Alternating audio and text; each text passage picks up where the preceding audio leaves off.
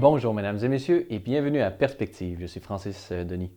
Commençons tout d'abord par des nouvelles en provenance du Vatican. Hier, dimanche 17 janvier 2015, le pape François a présidé à la traditionnelle prière de l'Angélus place Saint-Pierre. Dans son allocution commentant l'évangile des noces de Cana, le souverain pontife a souligné que cet événement prodigieux pouvait être vu comme un acte de bienfaisance, c'est-à-dire comme signe de la bénédiction de Dieu sur le mariage. Ainsi, l'amour entre l'homme et la femme est une bonne route pour vivre l'Évangile, pour cheminer avec joie sur le parcours de la sainteté, a-t-il ajouté. Écoutons un extrait de cet Angélus. Le récit des noces de Cana nous invite à nous rappeler que Jésus ne s'est pas présenté à nous comme un juge prêt à condamner nos fautes, ni un commandant qui nous impose de suivre ses ordres aveuglément. Il se manifeste comme sauveur de l'humanité, comme frère, comme notre frère aîné, fils du Père.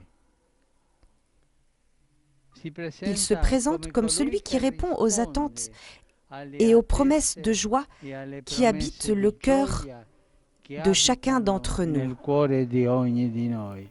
À la fin de l'Angélus, le pape a tenu à exprimer ses condoléances aux familles des victimes des attentats terroristes de Ouagadougou où des islamistes djihadistes ont fait au moins 29 morts le vendredi 15 janvier dernier. Devant un tel drame où 6 travailleurs humanitaires québécois ont trouvé la mort, le pape a demandé que le Seigneur accueille les victimes dans sa maison et qu'il soutienne l'effort de la communauté internationale pour construire la paix. Plusieurs autres prélats et représentants d'Église ont tenu à s'exprimer au sujet de cette tragédie.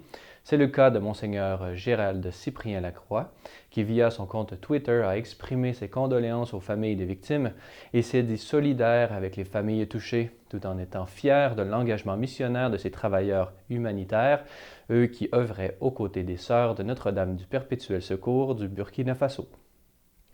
Toujours à Rome, hier, le pape a visité la grande synagogue de Rome.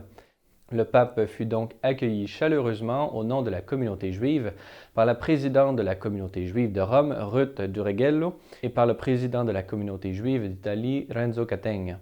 Cette visite a débuté par 2 arrêts devant 2 plaques commémoratives rappelant respectivement la grande rafle d'octobre 1943 dans laquelle 1024 Juifs avaient été déportés à Auschwitz, ainsi que l'attentat palestinien qui avait blessé 37 Juifs romains en 1982. Une fois à l'intérieur, le pape a pu prononcer un discours important et dans lequel il a pu exprimer sa proximité personnelle envers la communauté juive, réaffirmant les grandes intuitions du Saint-Pape Jean-Paul II pour qui les Juifs devaient être considérés comme nos frères aînés dans la foi. Le pape François a ajouté que les catholiques et les Juifs ont des liens particuliers et inséparables en raison des racines juives du christianisme.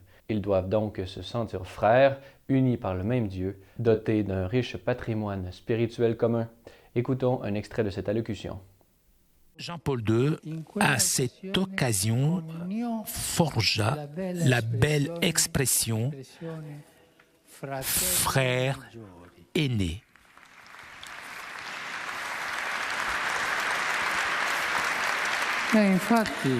En effet, vous êtes nos frères et nos sœurs aînés dans la foi. Nous tous, nous appartenons à une unique famille, la famille de Dieu, qui nous accompagne et nous protège comme son peuple. Ensemble, en tant que juifs et en tant que catholiques, nous sommes appelés à nous assumer nos responsabilités pour cette ville. Apportons notre contribution, tout d'abord spirituelle, favorisant donc la résolution des différents problèmes actuels. Voilà, c'est tout pour aujourd'hui. Si vous avez des questions ou commentaires, vous pouvez m'écrire à l'adresse qui apparaît à l'écran. Merci d'avoir été des nôtres. À la prochaine.